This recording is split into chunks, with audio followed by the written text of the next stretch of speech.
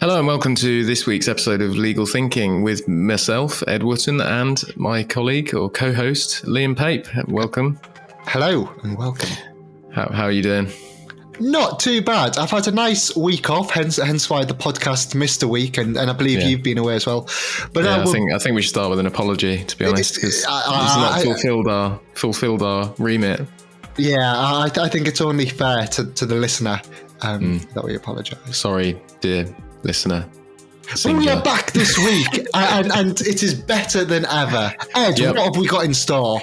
Well, this week, in line with the launch of our Workforce Changing Dimensions campaign that our employment team has been working extremely hard on over the past few months.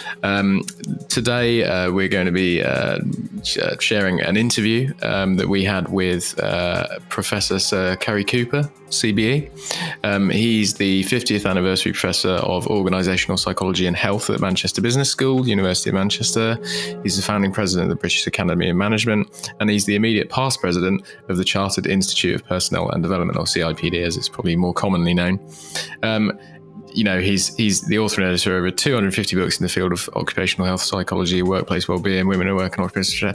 Putting it, very briefly, he knows what he's talking about when it comes to well-being in the workplace.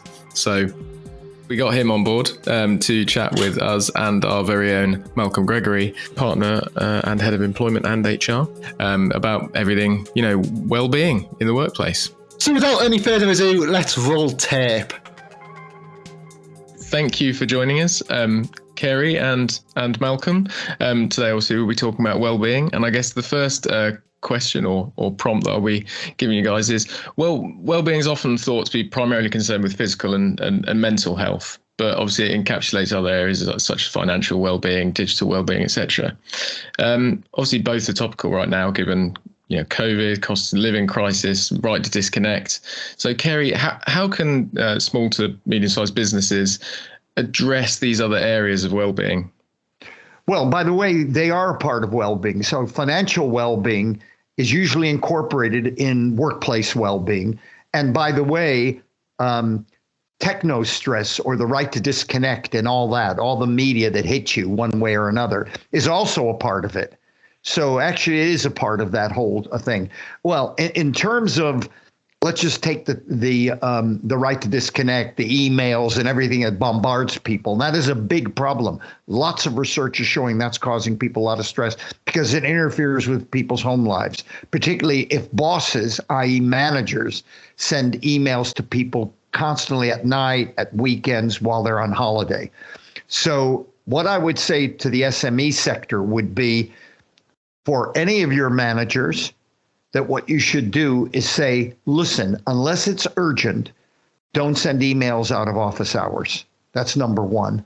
Number two, don't CC everybody in the world on an email. Don't send an email on a Friday night. Make sure that people don't send emails within the office. Do eyeball to eyeball contact. There's a whole load of guidance, about 20 things you can do. And I run the National Forum for Health and Wellbeing at Work, made up of 40 global employers, BT, BP, Shell, Microsoft, chief medical officers, HR directors. They say that we come up with like 15 things you should and shouldn't do.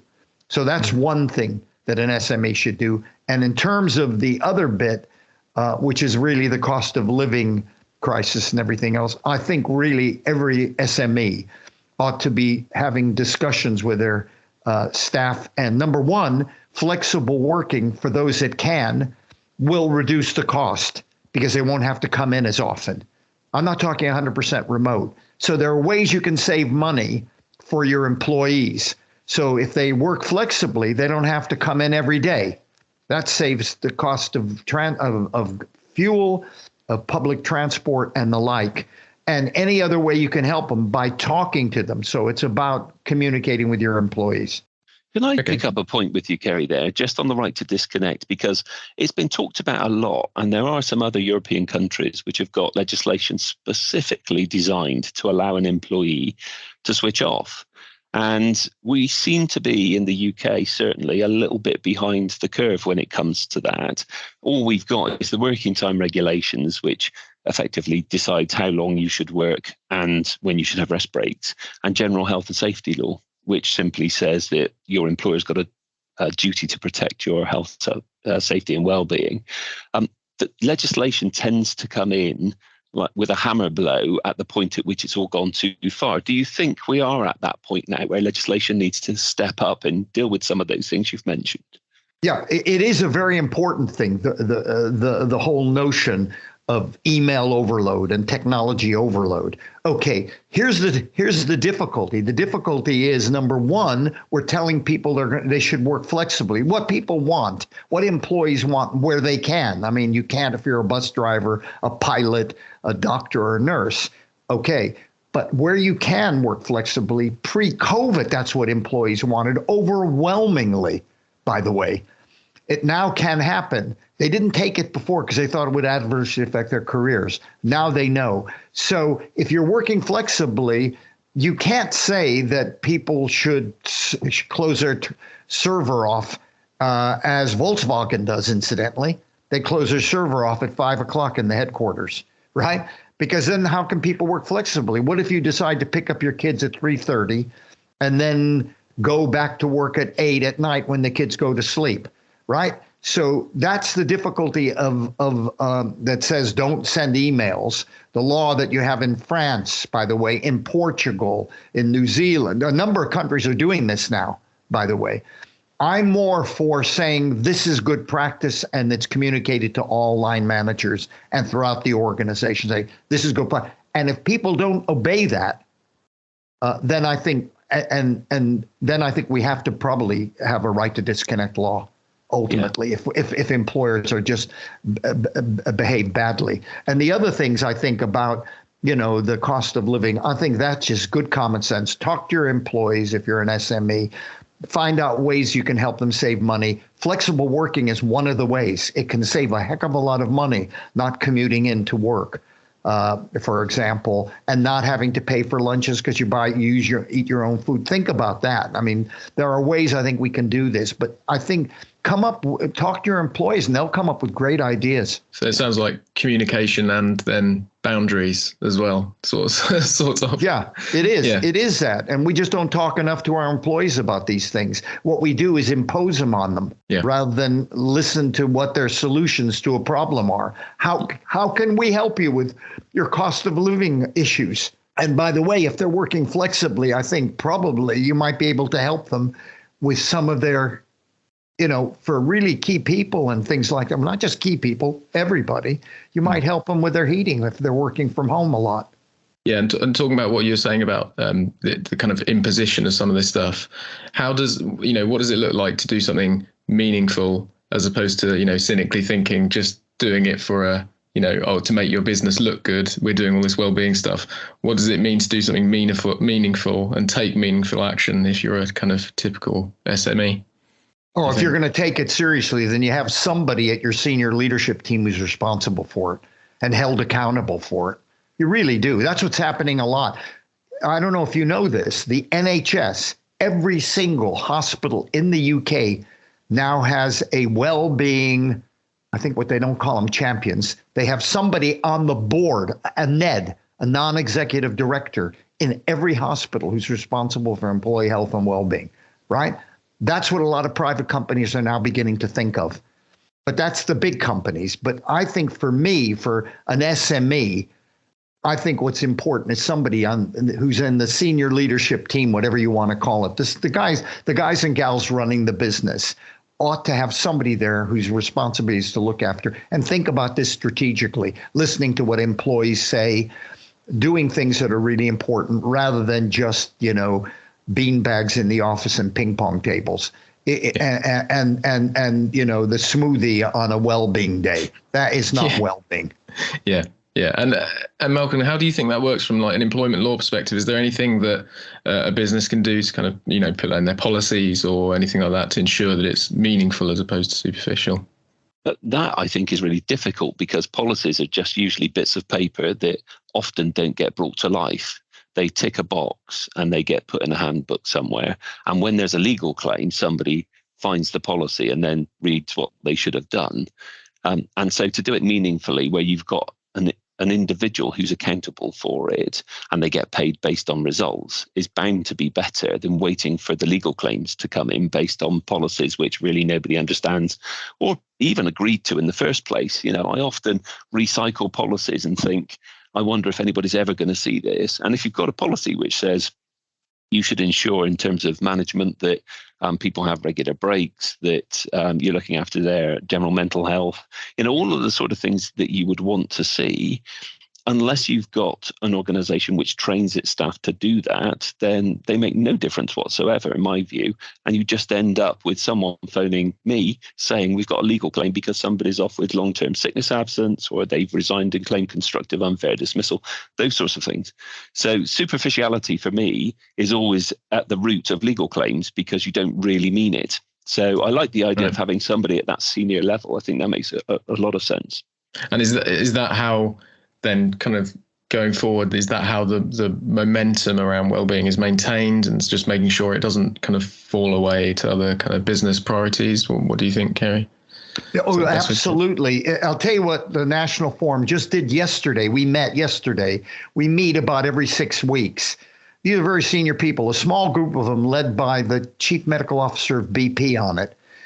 Came up with a small group of 6 of them, decided on what are the metrics this NED, this non-executive director, should hold the board accountable to, right? And in a smaller organization like an SME, the same things apply. Some are subjective, like finding out every year, doing employee satisfaction surveys, looking at sickness absence rates, looking at labor turnover, how many people are leaving. There are some objective criteria which will tell you something's going wrong in your organization, and then there are objective measures.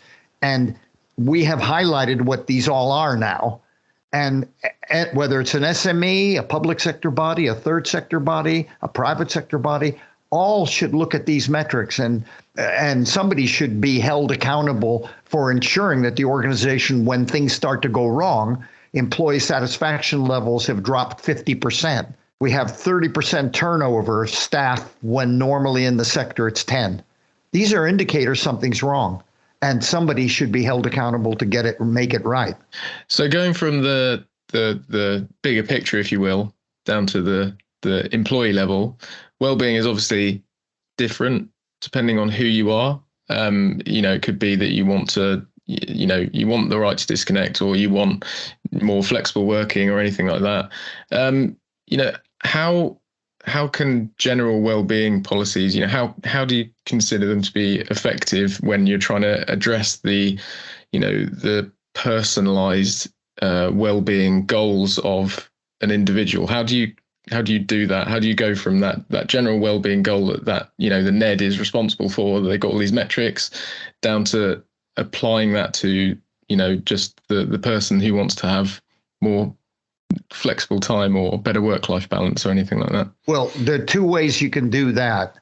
One way is through HR if you've got it. Remember, a lot of SMEs don't have HR. All right, so that's a kind of problem. And the other one is with the boss themselves, training the managers, whoever they are at all levels. And if it's an SME that doesn't have HR, then the individual managers in the organization ought to be trained to listen to employees and work out what's best for them, but best for the company and the organization. So it's just called a psychological contract that you have with your employee. So the employee says to you, I would like to work, from home substantially. I don't know what it is. Some weeks 3 days, some weeks 4 days, some weeks 2 days, some weeks 1, when I need to, etc. The employer then says in the psychological contract, but this is more Malcolm's area than mine, but it is in psychological terms, it's that kind of contract where the employer says, but I need you in on these occasions. So that's part of my contract. I don't care how many days you work a week from home or the central office, but I'd like you in on the following 5 occasion type of meetings or events. All right. And then they both agree it and it's done. Now, that could be done by HR. That could be done by a line manager. depending on the size of the organization and everything else. And that's what HR, by the way, but medium-sized companies, if you have over 50 employees, you're going to have HR in one form or another. And they're the ones who can negotiate with individuals. And that's what HR should have been anyway before the pandemic.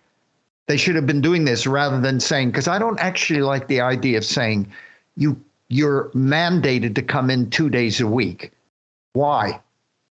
Why that? Why 3 days? Why 2? Why 1? You come in when you're needed, good, because some people want to come in 5. The young people out of college and everything else will want to come in because that's where they learn. In the Malcolm's law firm, somebody just getting out of a training contract or going into a training contract will probably want to be in there 5 days a week, 4 or 5 days a week, right? Because they're new to the biz. They want to learn from the older lawyers. Some guy who's a partner or a senior manager or whatever, who has 2 young kids, whose wife works, and wants to spend a substantial amount of time from home, but maybe come in the days he or she needs to.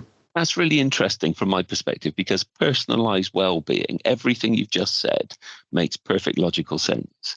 And if you can achieve that nirvana, then you're going to have an organization which is really high functioning, I would guess. So where the cynical lawyer comes in and the things that I tend to see, why not? Why can't we do this is usually the question. And the answer is, well, first of all, you've got a dearth of managers, all of whom have got different ideas about what should and shouldn't happen, all of whom have got unconscious bias about presenteeism and proximity bias, all those sorts of big problems. But the real issue from a legal perspective is there's a group over there with this fantastic manager who's got a great psychological contract where they get great output and quite a lot of flexibility. And that is a group of, let's say, female staff. And then on the other side of the building, you've got a group of male staff who has got a different manager with a different rationale and a different way of dealing with things, and they get less flexibility. And then some clever person comes up with the idea that, hold on, this one group's being treated differently to another. And is it because of their sex or their race, sexual orientation, religion, belief, all those protected characteristics? And so the heavy hand of the law, the protectionist approach of the lawyers to the firm, comes in and says, no, we can't do that. We need to have a vanilla approach to well-being because that's the safest way. And it sounds to me as though actually that's the worst possible outcome. Yeah, Malcolm, here's the issue. This is in the whole well-being area. When 4 years ago, I founded the National Forum for Health and Well-being at Work of all these global employers. We have no money. They help fund a PhD student 1 day a week to work on it. We've been meeting for 4 years, very senior people. We actually do things. The first issue they said they wanted more data on and wanted more science on was the line manager. They say that that's the fundamental from shop floor to top floor. We need bosses, whatever job, whatever organization, small, medium, large, whatever, corporate, public sector, and so on, needs to, in the future, recruit and promote people where there's parity between their people skills and their technical skills. Now, my son-in-law is a lawyer. I know law firms left, right, and center through him and work I've done with law firms. So you take a law firm, you promote a lawyer on the basis of their fee income and their technical skill, right? But if you promote him into a managerial role where they have a team of people, whether it's a law firm or any other firm, they better have good people skills. Forget gender, forget race here. That's not the issue. The issue is, do you have line managers everywhere in the business you run when you put them into a role where they have to manage other human beings, make sure that it's not just that they're great technicians and they have great technical skills, but there's parity between those skills and their people skills, their empathy, their emotional intelligence, their social interpersonal skills. You get that, and believe me, and when you were describing that scenario, Malcolm, of the man and the woman, it's not the man and the woman. It's somebody who doesn't have those skills versus somebody who does. Yeah, that makes a lot of sense. And actually, really, what that comes down to is great wellness within an organization is down to management to leadership. Absolutely. Yeah, I mean, absolutely. it sounds to me like, although the onus is often on employers to implement well-being strategies, there's quite a big role for the employees as well to ensure that actually it's, embedded within the culture. Is that right, Cary? Oh yeah, I mean the employers are really engaged. This is well-being becomes so big that you get two different ways that it's showing itself through employees. Number one, many of them want to be what they call well-being champions, and many organizations, medium-sized, big one, private sector, a lot in the public sector and the third sector, employees are saying, I want to promote well-being in my business. And these are people on shop floor level, right? So that's one way they've done it. And the other way they've really been engaged in this is mental health first aiding, which organizations have. We have first aid for physical problems. Well, now there's a whole movement by companies to train up their employees to listen to people and talk about problems they may have, given that mental ill health is a leading cause of sickness absence. 57% pre-COVID, the year before, 57% of all long-term sickness absence in the UK economy was due to stress, anxiety, and depression. Not musculoskeletal, backache, and the rest, nothing. That is the leading cause in the developed world. So it's not just the UK, it's everywhere. So mental health first aid is the way employees are volunteering. They want to do that. They want to be trained up. They want to help out. But that's a part of a bigger strategy. That's one little part of that shouldn't be the whole thing that an employer does.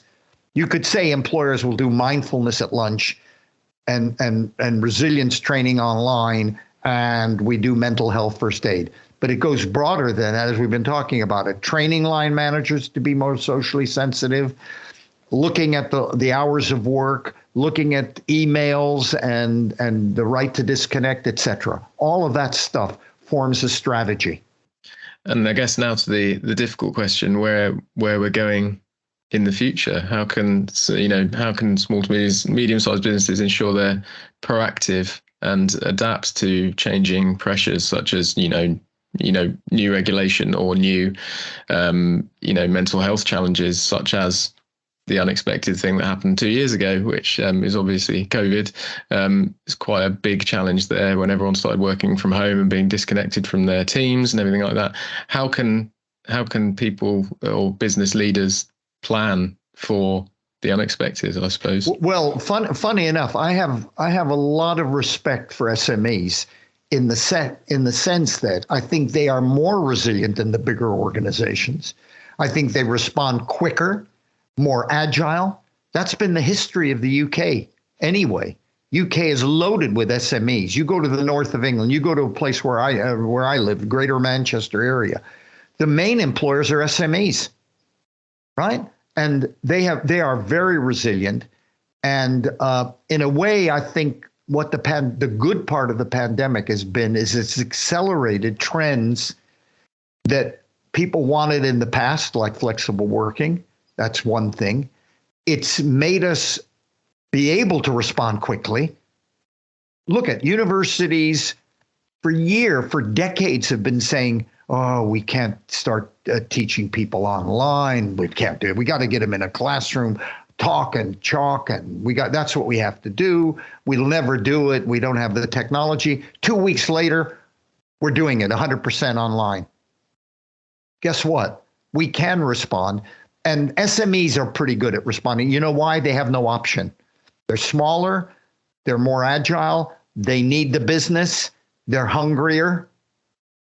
I'm not worried about the SMEs responding to this challenge at all. And incidentally, SMEs have always been better at providing flexible working naturally to their employees. Because everybody counts. I mean, you got 30 people, right? 2 of them are off. Nearly 3 of them are off. It's 10% of your damn workforce. And I don't know what Malcolm thinks, but that's what I feel. It's really interesting because I look at everything from a legal perspective, legislation perspective, and everything takes so long.